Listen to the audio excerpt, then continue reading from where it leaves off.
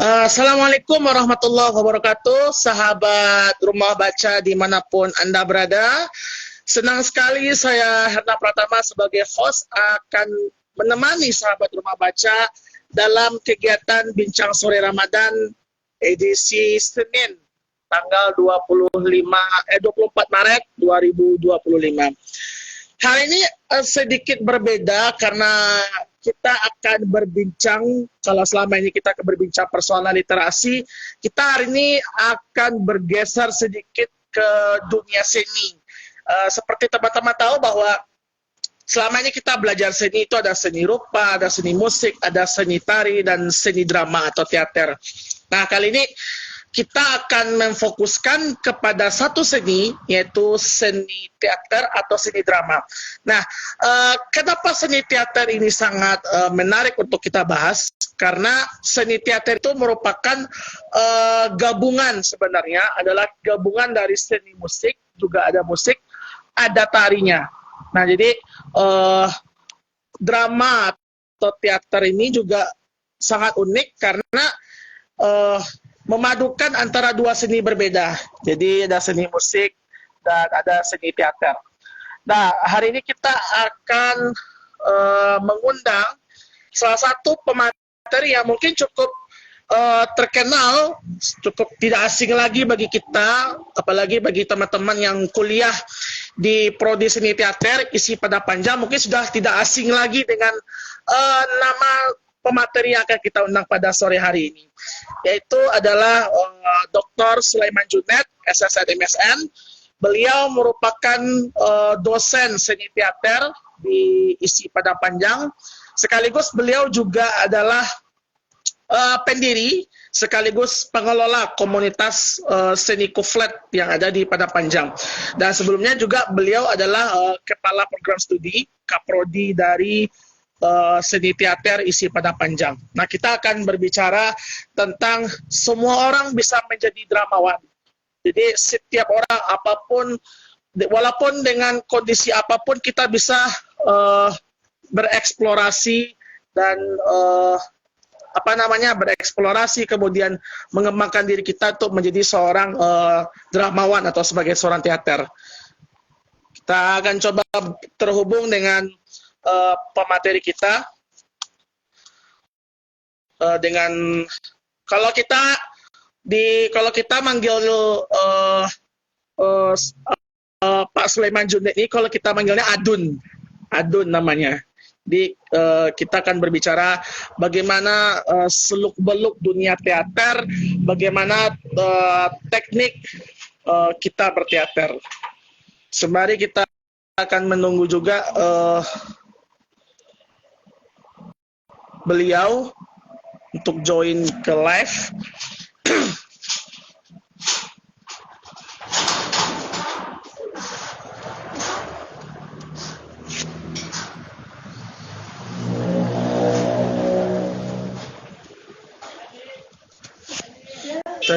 Kita akan coba terhubung dengan beliau. Semoga bisa.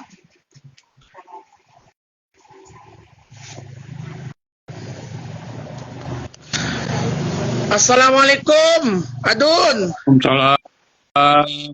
Alhamdulillah. Gimana kabarnya, Adun? Sehat, Adun?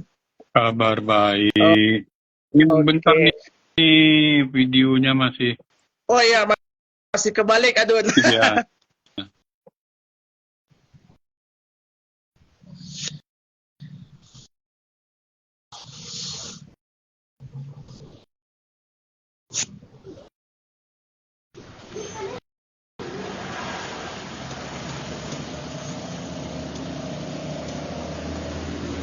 Jadi kita sudah join bersama pemateri kita dan kita akan berbincang langsung dengan beliau karena beliau merupakan dosen.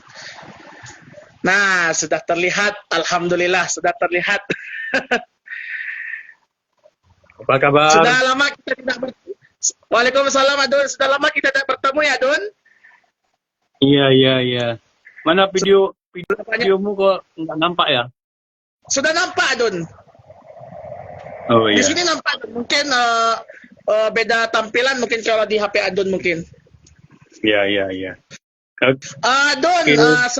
oke. Kita akan berbicara mengenai semua orang bisa menjadi dramawan. Sebagai seorang dosen ya Don, sebagai dosen dan juga pakar di bidang dunia teater di seni teater isi pada panjang. Bagaimana Don memandang sebuah drama atau sebuah lakon atau teater Don? Ya, bicara dramawan, terima kasih Adinda. Bertemu kembali, saya sangat bangga, sangat senang dengan rekan-rekan rumah baca Alik Negari. Bicara dramawan itu sesungguhnya bicara penulis gitu ya. Bicara penulis, kalau drama itu kan tergolong ke dalam genre sastra. Jadi ada genre sastra itu kan ada puisi, ada prosa, ada drama. Kalau penulis drama, maka dramawan. Dari naskah drama itu atau naskah lakon, itu nanti yang akan dipentaskan menjadi sebuah pertunjukan teater. Jadi kerja seorang dramawan itu merebut realitas sosial yang berterbangan di tengah masyarakat, di realitas masyarakat, lalu melakukan pencatatan-pencatatan apa saja yang ada di tengah masyarakat.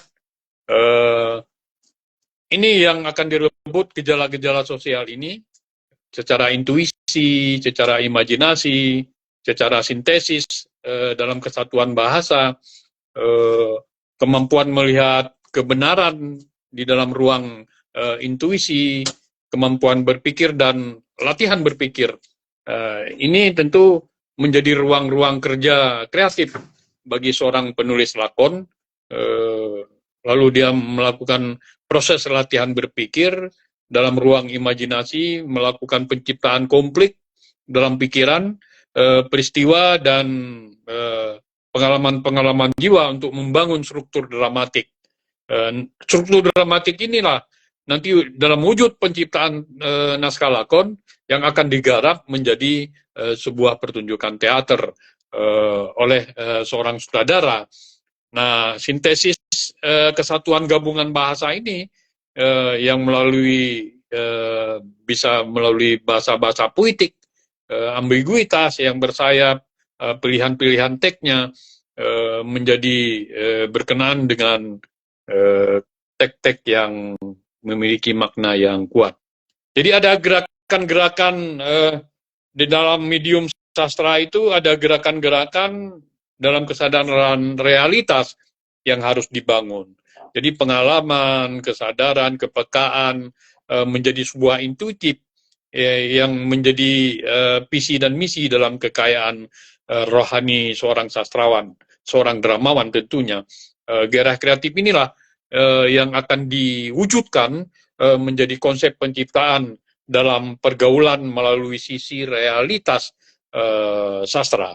Lalu kemampuan mengolah visi dan misi menjadi bentuk lambang dan simbol, ini nanti yang menjadi keterbacaan dalam seorang sutradara untuk menggarap sebuah pertunjukan teater. Jadi bagaimana dramawan mengolah kata, berangkat dari ide, menjadi kata-kata kelompok yang di dalamnya ada dialog, ada percakapan, ada kelompok petunjuk yang dimaksud dengan keramagung dan nebentek, catatan samping, catatan laku dari seorang dramawan untuk menggarap sebuah acting menuju ke pertunjukan. Lalu ada kelompok selulikuy, tokoh cerita berbicara sendiri, ada kelompok asid, tokoh cerita berbicara langsung kepada penonton. Garapan-garapan seperti inilah yang nanti akan dilakukan oleh seorang sutradara dan seorang aktor menuju ke pertunjukan teater. Nah, kelompok tutur ini diolah katanya, tuturnya, ungkapan-ungkapan, lalu ada alur, ada penokohan, ada latar, ada konflik, menjadi kategori mental dalam catatan perenungan bagi seorang dramawan.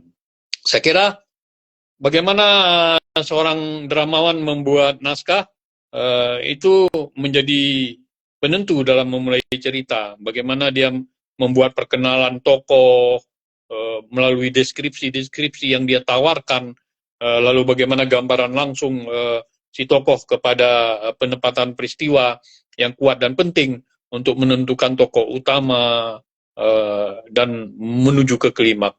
Jadi penulis harus bermain, memberikan komentar, atau juga hanya sebagai penonton. Nah, begitu. Tokoh penokohan berangkat dari realitas sosial menjadi realitas sastra, memperjelas cerita sekaligus watak tokoh yang nanti akan ditampilkan, yang nanti akan diperankan oleh seorang aktor di atas pentas. Jadi garis-garis besar adegan ini harus dibuat ketika kita menciptakan naskah lakon untuk menggampangkan peristiwa, lalu ada watak, latar, alur, konflik, klimaks, resolusi dan konklusi. Saya kira itu untuk sementara, Adinda. Selanjutnya bisa kita dialogkan perihal ini. Terima kasih. Oke, Adun, berbicara kita mengenai soal dramawan, Adun. Kita juga mengenal adanya sutradara. Mungkin apakah sama dengan dramawan atau ada perbedaannya, Adun? Ya, berbeda. Kalau sutradara kan menggarap boleh jadi naskah hanya naskah rumus, bisa jadi hanya naskah tek-tek pertunjukan. Nah, dramawan itu menulis naskah lakon, yang nanti naskah lakon ini bisa jadi dipakai oleh seorang sutradara untuk menuju ke pertunjukan. Ada sutradara yang berangkat dari naskah lakon, yang kekuatan sastranya tinggi. Ada sutradara yang hanya memakai rumus-rumus tek pertunjukan untuk menuju ke ruang-ruang pertunjukan itu. Jadi seorang dramawan bekerja menulis naskah yang namanya naskah lakon. Seorang sutradara itu bekerja untuk mewujudkan sebuah pertunjukan teater. Kalau ada pertunjukan di gedung, itu kerja seorang sutradara, kerja seorang aktor, kerja seorang penata artistik, kerja seorang penata musik, penata make-up, penata kostum. Ini akan bergabung dalam ruang kerja kreatif seorang sutradara. Begitu, Adinda. Oke, kalau kita berbicara mengenai drama, Adun, kan juga ada kombinasi dengan seni musik, Adun. Misalkan ketika seorang aktor itu melakukan gerakan lakon atau memperagakan sebuah adegan, itu pasti ada adegan musik di belakangnya. Nah, bagaimana caranya dramawan bisa membuat naskah, tapi masuk nih dengan musiknya, Adun? Nah, seorang dramawan tidak di dalam teks puitikal itu sudah ada musikalitas. Nah, musik di dalam pertunjukan teater itu kerja seorang sutradara yang nanti bekerja sama dengan penata musik untuk menggarapnya. Jadi seorang sutradara sudah memikirkan ketika dia membaca naskah, dia sudah menganalisis teksturnya. Namanya tekstur itu. Ada analisis struktur, ketika struktur itu bicara tema, latar, dan sebagainya. Tapi bicara tekstur, itu bicara artistik. Di dalamnya sudah ada musik. Dia bagaimana menggarap musik. Seorang sutradara sudah punya, setelah menganalisis naskah secara tekstur, dia sudah memunculkan keinginan-keinginan untuk memunculkan musik. Tergantung apakah naskah ini akan dibawakan ke latar mana. Kalau dia bawa ke latar Minang, tentu musik pendukungnya musik-musik Minangkabau. Saya kira begitu, Adinda. Oke, kalau monolog pun apakah tetap sama dramawan juga yang membuat atau berbeda juga, Adun? Bukan dramawan yang membuat musik itu sutradara, bukan dramawan. Jadi dramawan itu hanya membuat naskah lakon. Monolog itu ada naskah lakonnya yang ditulis, naskah monolog yang ditulis oleh dramawan. Lalu ketika menuju ke pertunjukan itu kerja sutradara dengan aktor, dengan penata musik, penata setting, penata lighting, penata make-up, itu wujud penciptaan teater di atas panggung. Oke, Adun, kalau kita berbicara mengenai penciptaan seni teater dan juga penciptaan naskah lakon seorang dramawan, nah, apakah ada syarat tertentu supaya bisa kita menjadi seorang dramawan, Adun? Tentu menjadi dramawan itu tentu harus bekerja menulis. terus menulis, terus berkreativitas, sehingga karya-karya naskah lakonnya itu menjadi bisa dibaca orang, bisa dipublish, bisa dimuat, bisa dikerjakan. Sebuah naskah drama yang dikerjakan oleh dramawan belumlah menjadi apa-apa kalau dia belum dipentaskan, belum dimainkan, belum digarap oleh seorang sutradara. Maka seorang dramawan itu harus membuat naskahnya menjadi naskah yang berkualitas agar dilihat, agar dilirik oleh seorang sutradara untuk digarap menjadi sebuah pertunjukan teater. Begitu, Adinda. Oke, Adun, kalau kita berbicara mengenai naskah drama, terkadang ada juga drama yang menggunakan naskah bahasa daerah. Kalau seandainya nih ada orang Minang yang ingin membuat naskah drama tapi dalam bahasa lain atau bahasa Batak itu, apakah bisa, Adun? Bisa aja. Bisa saja. Tentu harus melakukan, kalau orang Minang ingin membuat naskah yang berlatar budaya Batak dengan bahasa Batak, tentu ada konseptual latar budaya yang harus dipahami oleh seorang penulis naskah. Jadi seorang dramawan itu tentu harus belajar antropologi budaya, sosiologi budaya, psikologi budaya untuk memahami ruang-ruang itu, dan dia bisa transformasikan ke dalam bahasa, dan tentu di dalamnya ada latar-latar budaya yang harus dicatat, harus ditulis, yang barangkali berbeda ketika kita orang Minang menulis naskah dalam bahasa Batak dengan latar budaya Batak. Tentu kita harus belajar antropologi budaya Batak, sosiologi budaya Batak. Saya kira begitu. Oke, Adun, sekarang yang menjadi pemikiran kita semua adalah kalau bicara menjadi seorang dramawan itu bergantung kepada pendidikannya. Misalkan kalau menjadi seorang dramawan itu katanya harus ngambil S1 teater atau mungkin S1 sastra Indonesia. Apakah anak jurusan lain bisa menjadi seorang dramawan? Misalkan anak kedokteran mungkin membuat sebuah naskah drama atau gimana, Adun?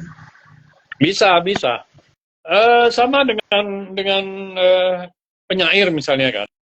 Seperti banyak juga dramawan-dramawan di Indonesia itu justru bukan lulusan jurusan teater, bukan jurusan sastra Indonesia.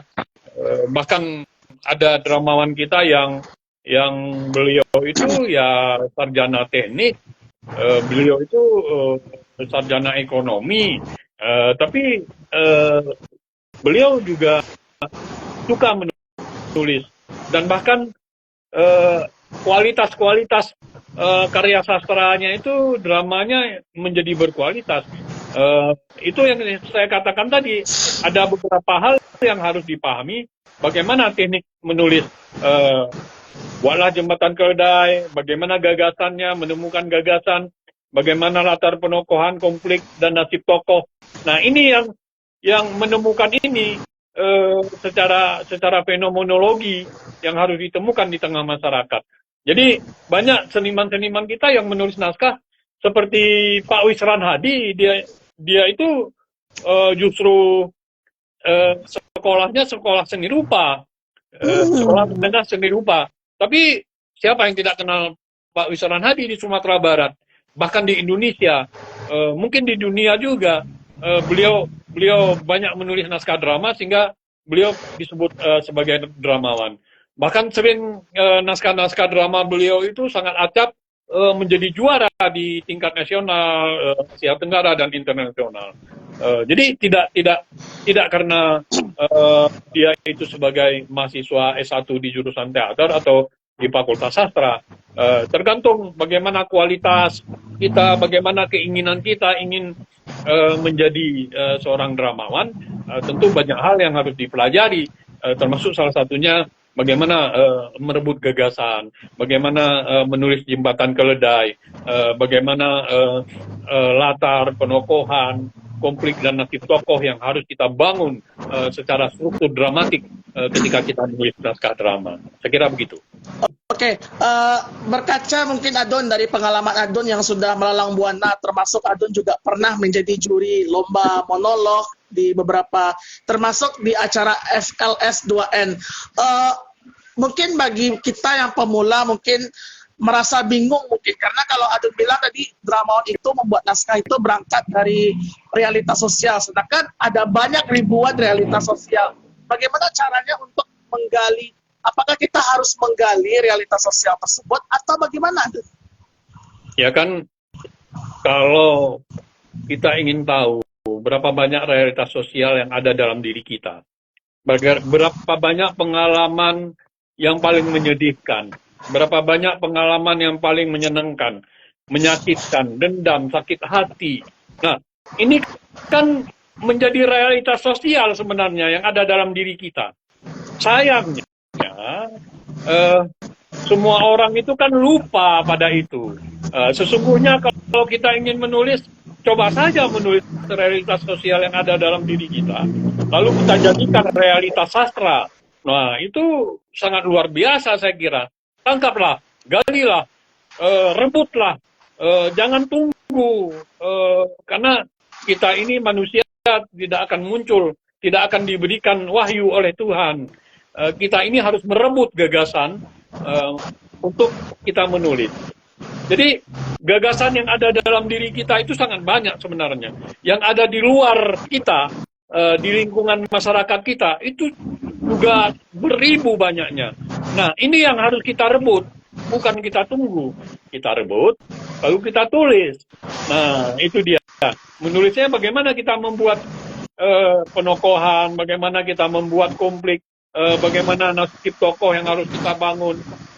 Peristiwa kita bicara konflik manusia dengan Tuhannya, manusia dengan manusia, manusia dengan lingkungan, manusia dengan dirinya.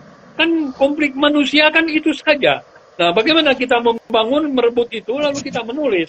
Nah, kalau kita sudah paham itu, saya kira dengan mudah kita menulis, Adinda. Begitu. Oke. Don, kalau kita menjadi seorang dramawan itu kan berangkat harus menggali ide dan gagasan. Nah, kalau misalkan untuk monolog nih, Don, bagaimana? Apakah sama dengan membuat lakon sebuah drama atau berbeda, Don? Sama. Saya kira dulu kan FLS Waingin SMK ya. SMK ada SMA dan sebagainya. Nah, sekarang kan SMA, SMK, MA disatukan untuk monolog. Dan semuanya saya lihat di Juknis yang terbaru. Kalau dulu kan Juknis itu kami ikut membuatnya. Nah, di Juknis yang terbaru saya lihat yang punya SMK diambilnya hampir sama seperti yang SMK. Jadi sekarang itu mau SMA, mau madrasah aliyah, mau SMK, itu semuanya harus berangkat menulis cerita dari cerita rakyat. Nah, nah, jadi bisa menulis monolog itu bisa merebut gagasan berangkat dari cerita rakyat yang ada di Minangkabau misalnya. Kalau di Payakumbuh itu ada banyak ya. Di Sumatera Barat itu ada cerita rakyat tentang Malin Kundang misalnya. Siti Nurbaya. Ya, Siti Nurbaya. Terus apa lagi? Kalau di Saluang ada Rabak, ada Saluang, ada nyanyian apa itu bisa juga diangkat menjadi sebuah naskah monolog. Jadi naskah monolog itu bisa berangkat dari cerita rakyat, legenda, naskah apapun bisa berangkat dari sana. Bisa juga berangkat dari apa yang ada kita temukan di tengah masyarakat. Misalnya kita menemukan tentang kondisi Indonesia hari ini yang melakukan efisiensi. Itu kan hal yang sederhana. Itu bisa diangkat menjadi sebuah naskah lakon, baik itu monolog, baik itu naskah yang berdialog. Saya kira itu adalah. Oke, kalau kita menjadi seorang dramawan, apakah ada kode etik atau aturan-aturan yang tidak tertulis atau tertulis, Adun, tentang bagaimana menjadi seorang dramawan? Ya, saya kira kode etiknya kita tidak boleh plagiat dari apa yang telah pernah dilakukan orang kan. Itu saja sebenarnya. Kalau gagasan itu kan bertebaran hampir sama, tapi ketika kita menulis, merebut gagasan itu pasti berbeda. Ya, Jangan membaca naskah lakon orang lain, lalu kita menciplak, menulis apa yang ada gagasan-gagasan yang ada dalam naskah lakon orang. Kita harus membaca naskah lakon orang sebanyak-banyaknya.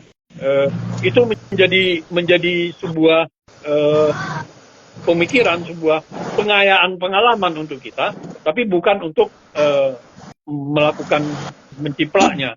Nah, kita baca, lalu kita menulis agar tulisan kita itu menjadi ada kebaruan di dalam sebuah karya drama. Saya kira begitu. Oke. Kalau kita membuat naskah sejarah, Adun, kan ada beberapa kejadian yang misalkan kalau kita buat naskah drama mengenai sejarah itu harus sesuai dengan kisah sejarahnya. Terkadang ada juga, Adun, yang membuat drama sejarah tapi tidak sesuai dengan fakta sejarahnya. Itu bagaimana, Adun? Itu kan ada sejarah diambil 50%, 50% itu digarap menjadi sebuah karya sastra. Itu yang membuat ada, kenapa tidak sesuai?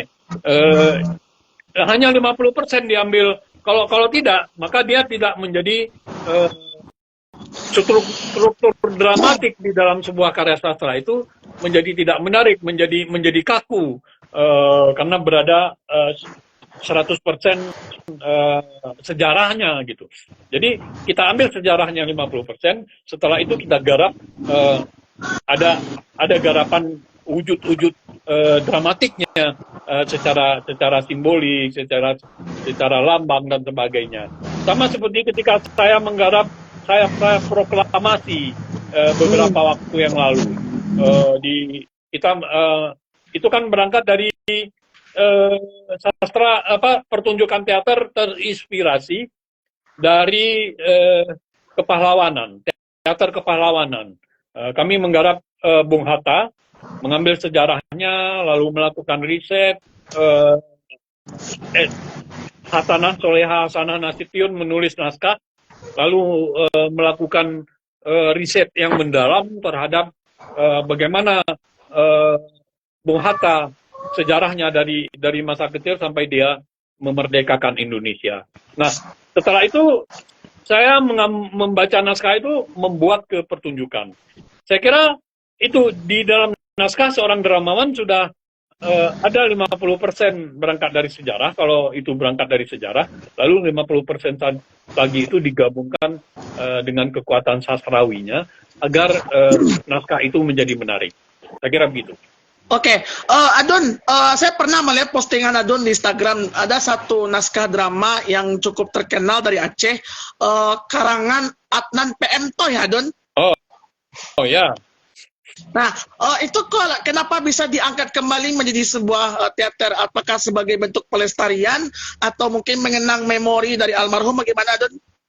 Nah, Adnan PM Toh itu saya mengambil gagasan pikiran karya proses pertunjukannya. Lalu saya menulis biografi Adnan PM Toh untuk saya pentaskan. Jadi begitu. Biografinya karena seorang Adnan PM Toh yang luar biasa itu, beliau tidak ada tandingannya. Hari ini beliau sudah almarhum. Siapa yang menjadi troubadour di Aceh itu? Belum ada yang menggantikan sehebat beliau. Makanya waktu itu saya menggarap pertunjukan itu, menulis naskah tentang biografi Tunku Adnan dari masa kecil beliau sampai dengan beliau meninggal. Begitu, Adinda. Oke, cukup menarik untuk dibahas mengenai menjadi seorang dramawan. Adun, kan Adun merupakan seorang dosen di ISI Padang Panjang dan juga Adun pernah menjabat sebagai Kaprodi Seni Teater. Selama Adun berkelana sebagai dosen, bagaimana Adun menyampaikan ke mahasiswa untuk membuat sebuah naskah drama, apalagi untuk mahasiswa yang mau ujian akhir, Adun? Nah, di teater itu kan bisa jadi mahasiswa menggarap pertunjukan itu berangkat dari naskah orang lain. Lalu ada minat dramaturgi, yang di minat dramaturgi itu ada penciptaan. Dia bisa menulis naskah lakon. Dia bisa menciptakan naskah lakon. Jadi banyak juga naskah lakon yang sudah ditulis oleh mahasiswa kita, alumni kita.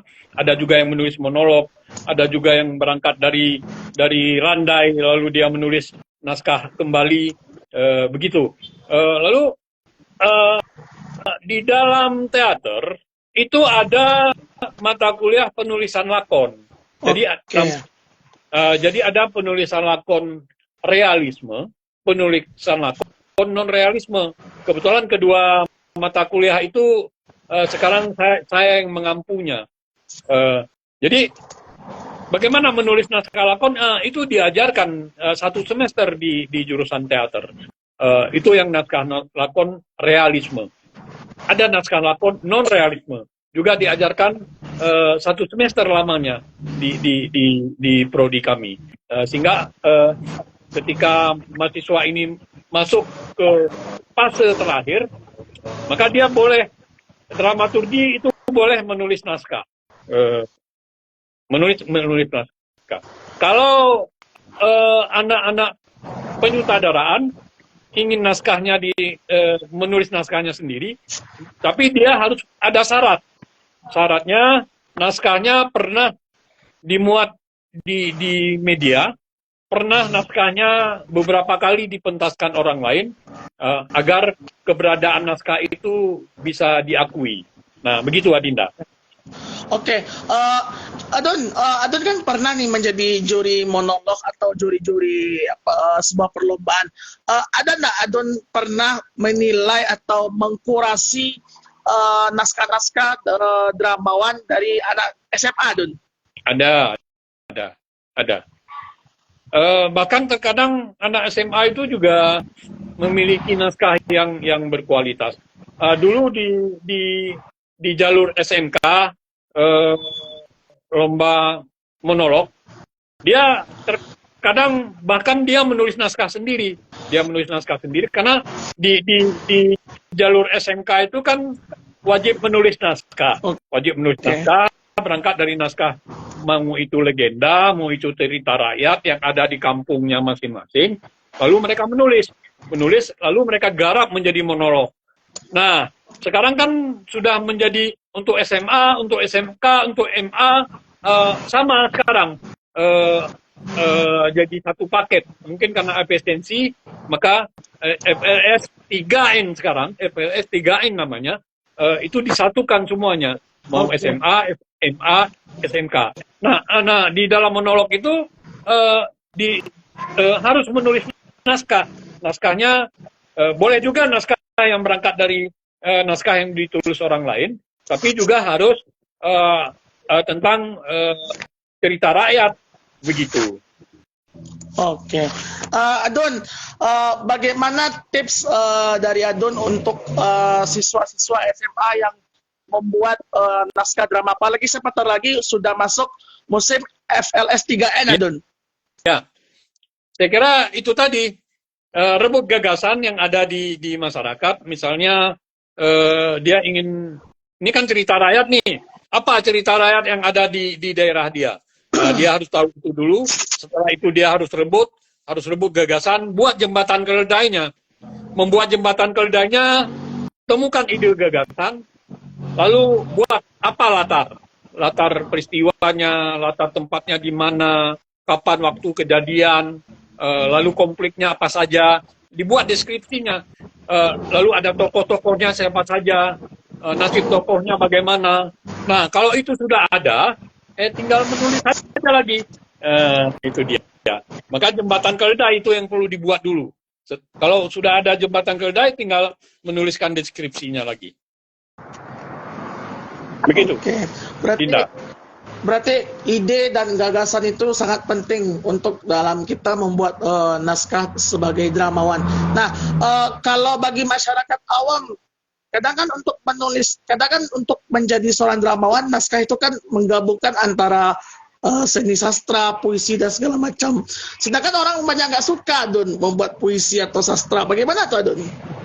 Ya, di drama itu bukan puisi. Itu genre sastra itu kan ada 3 ya. Ada puisi, ada prosa, ada drama. Nah, termasuklah monolog tadi kan, termasuk ke drama. Nah, bagaimana kita mengolahnya menjadi sebuah cerita yang menarik?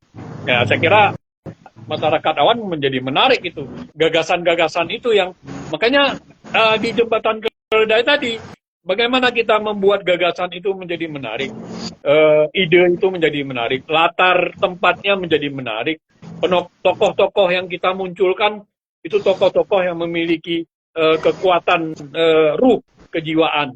Lalu konflik yang kita bangun menjadi konflik yang selalu ingin diselesaikan oleh pembaca, ditunggu oleh pembaca. Seperti apa nasib tokoh yang kita munculkan? Saya kira itu begitu, Adinda. Kalau itu sudah kita munculkan, wah ini pasti semua orang pasti menarik ini, Adinda. Ya. Adon, selama Adon berkarir di dunia seni teater, ada tak naskah yang Adon buat yang mungkin berkesan bagi Adon untuk dipentaskan? Semua naskah saya yang saya buat itu sudah dipentaskan. Ada sekitar 30-an naskah saya. Ada 10 yang sudah jadi buku dan semuanya sudah saya pentaskan. Dan juga sudah banyak naskah-naskah saya itu yang dipentaskan orang lain. Oke. Baik yang kadang untuk ujian S1-nya, untuk ujian S2-nya, untuk ujian S3-nya, bahkan dipentaskan oleh beberapa seniman di Indonesia. Oke. Ada nggak satu naskah atau beberapa naskah yang menurut orang berkesan mungkin kalau kita baca atau dipentaskan? Kemarin kata mereka sih, kalau buat saya ya saya tidak mau menyatakan naskah ini yang paling berkesan gitu. Buat saya ketika ini menjadi anak, sebuah karya menjadi anak, lalu saya lemparkan kepada masyarakat, silakan masyarakat menilainya, silakan masyarakat membacanya.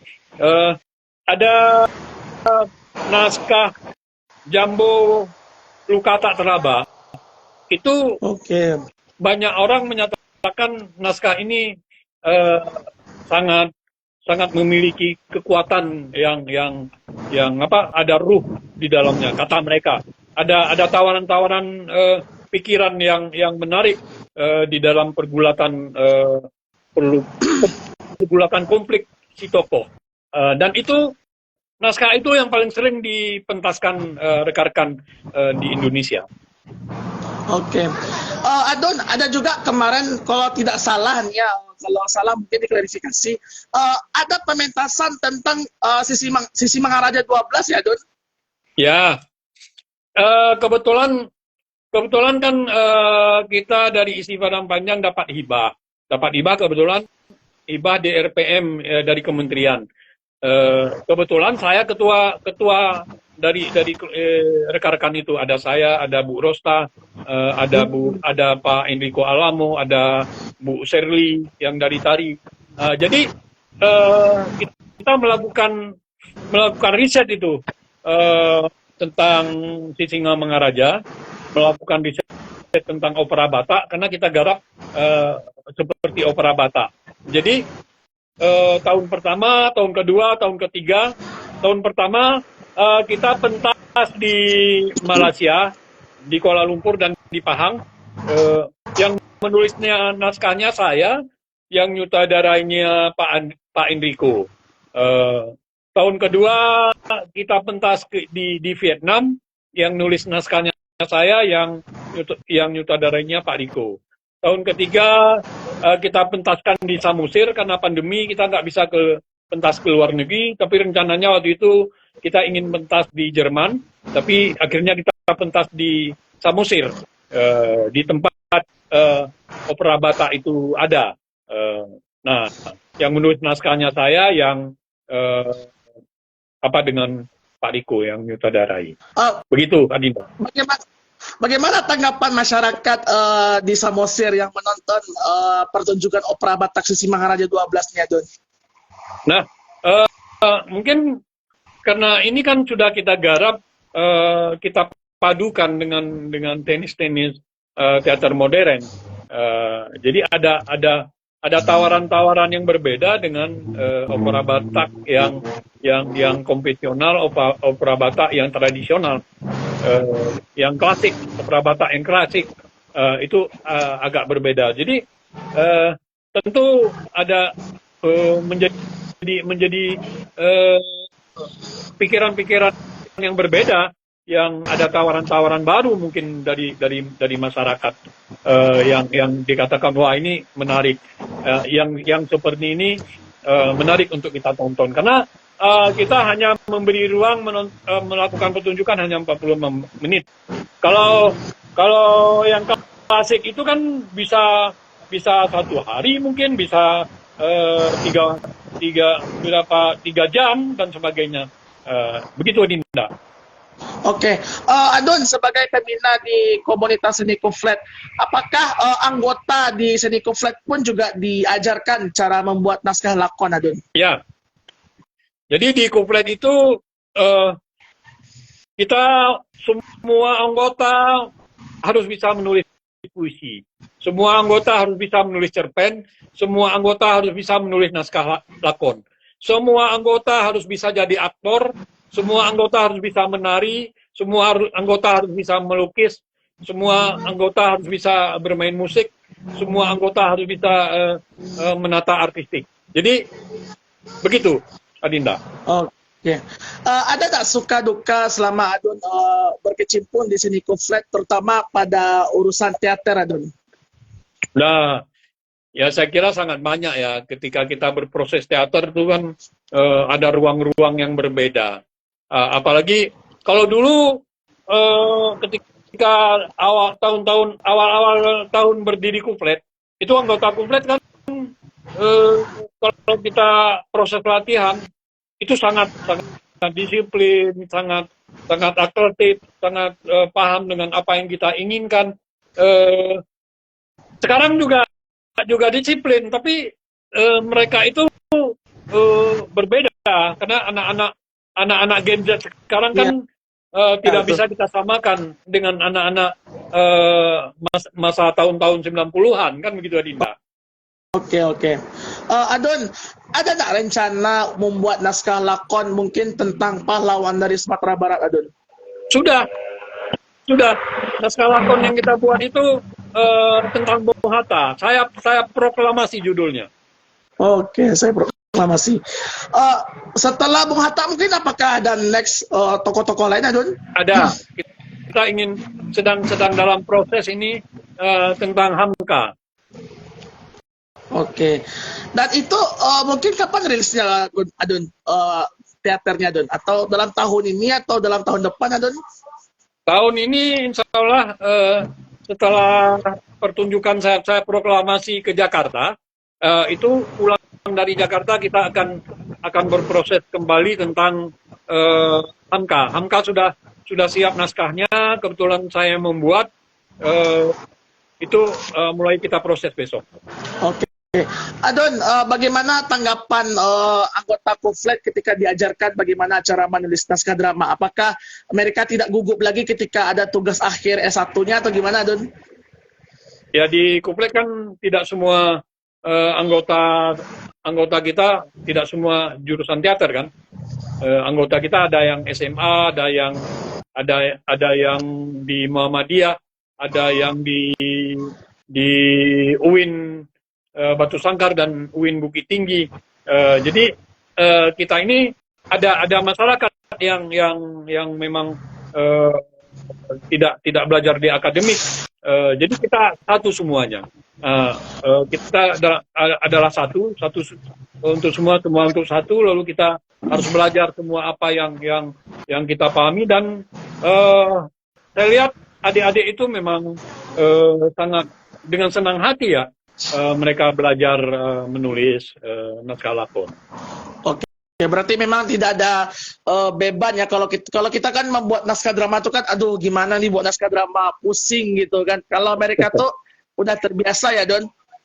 Ya, mungkin kita setiap Sabtu kan di kuflet itu ada diskusi ya. Bisa jadi diskusinya tentang menulis naskah lakon, tentang tari, tentang musik, tentang puisi dan sebagainya. Nah, tentang naskah lakon memang kita selalu saja diskusi, bahkan terkadang anak-anak memang diminta untuk menulis naskah lakon. Lalu kalau ada yang sudah menulis, bisa jadi setiap hari mereka datang ke sekretariat, lalu membawa itu, kita melakukan diskusi panjang. Itu Oke. itu yang barangkali membuat mereka tidak menjadi gagap lagi dalam menulis. Oke, Adon kan sebagai dosen teater juga nih, ketika Adon menerima naskah lakon dari mahasiswa yang ingin tugas akhir, bagaimana? Apakah Adon akan kurasi dulu atau mungkin Adon akan memberikan komentar dulu, Adon? Ya, kita baca lalu kita diskusikan. Kita ajak anak adik-adik kita itu untuk berdialog. Di mana kelebihannya, di mana kekurangan naskah itu. Lalu kalau kita sudah deal, sudah paham adik-adik itu terhadap kelemahan karyanya, lalu kita minta untuk dia memperbaiki tulisan-tulisannya. Oke, berarti memang istilahnya diberikan kesempatan ya, Don, untuk revisi dan memberikan evaluasi ya, Don? Ya, karena kan sebuah karya itu seharusnya kan harus monumental kan, harus berkualitas. Makanya kita ingin karya adik-adik itu tetap berkualitas, walaupun tentu kita sebagai dosen, disitulah posisi kita sebagai dosen untuk memberikan pemahaman, untuk memberikan pemikiran, untuk meruangkan pencerdasan terhadap mereka. Kita tidak mau memperbaiki tulisannya, tapi kita memberikan masukan agar tulisan itu menjadi lebih baik. Oke, Adon, pernah nggak Adon menerima naskah lakon dari mahasiswa S2, Adon? Kalau S2 itu memang banyak mahasiswa yang menulis naskah lakon. Lalu kalau dia mahasiswa penyutradaraan, penciptaan, dia harus menulis naskah lakon, lalu dia melakukan pertunjukan, berangkat dari naskah yang dia tulis. Rata-rata mahasiswa yang saya bimbing ujian TA-nya yang S2, rata-rata begitu. Dan kita melakukan sama, saya kira, dengan di S1 saya lakukan diskusi panjang dengan mereka, tawaran-tawaran naskahnya, lalu saya minta mereka untuk memperbaikinya, mereka minta untuk menambahkan atau mengurangi apa yang barangkali kurang tepat, sehingga naskah itu menjadi berkualitas, lalu dia garap untuk menjadi pertunjukan. Begitu, Dinda. Adon, di isi padapannya kan ada program magister penciptaan dan pengkajian seni. Itu bedanya apa aja, Don? Ya, kalau yang penciptaan tentu dia harus membuat karya. Kalau dia orang penciptaannya musik, tentu dia harus membuat karya musik untuk TA-nya. Kalau teater tentu membuat karya teater untuk pertunjukannya. Kalau pengkajian tentu menganalisis, mengkaji, meneliti karya-karya yang ada, meneliti tentang karya-karya yang ada atau karya yang sudah pernah dipentaskan orang, begitu, Dinda. Berarti bisa nggak, Don, seorang dramawan itu mencipta dan mengkaji sebuah naskah lakon, Don? Bisa. Oke.